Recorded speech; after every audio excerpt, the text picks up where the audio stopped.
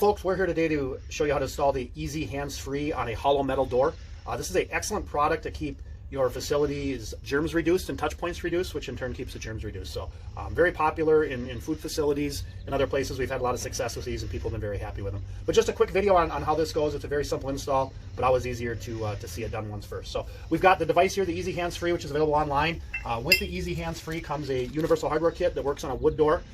This is a metal door, so we're going to be using the screws, 2 of the metal screws, the threaded screw, and the riv nut. We're going to go with, we've got a marker to mark our holes. We've got a drill here with an 1/8 inch drill bit for pilot.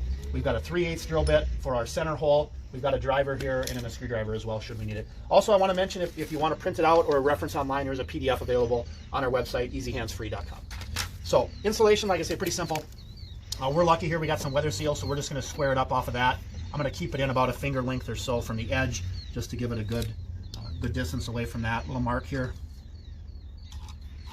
And notice the holes on the Easy Hands-Free, which is a 100% stainless steel, are countersunk, so it's a nice clean install when you're all done. So, a couple 1/8 inch pilot on our outside tube.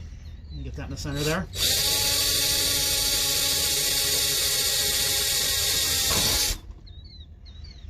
You gotta be careful not to drill all the way through the door.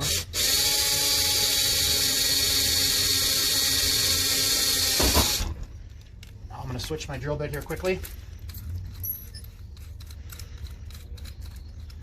Once again, that was an 1/8 inch on the smaller outside tube, and we're with a 3/8 in the center.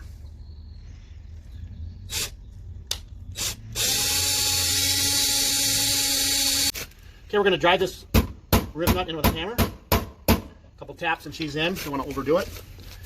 And one little pro tip is to start with your outside screws first. Keep in mind you've got the 2 coarse for the wood, but also works in the metal, and you got the threaded for the center. So.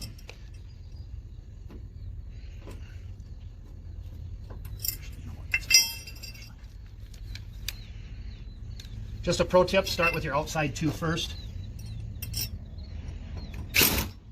I didn't tighten that all the way. It's a little loose there, which is fine. Now I can snug those a little more. Get those set, and I'm going to tackle this one last.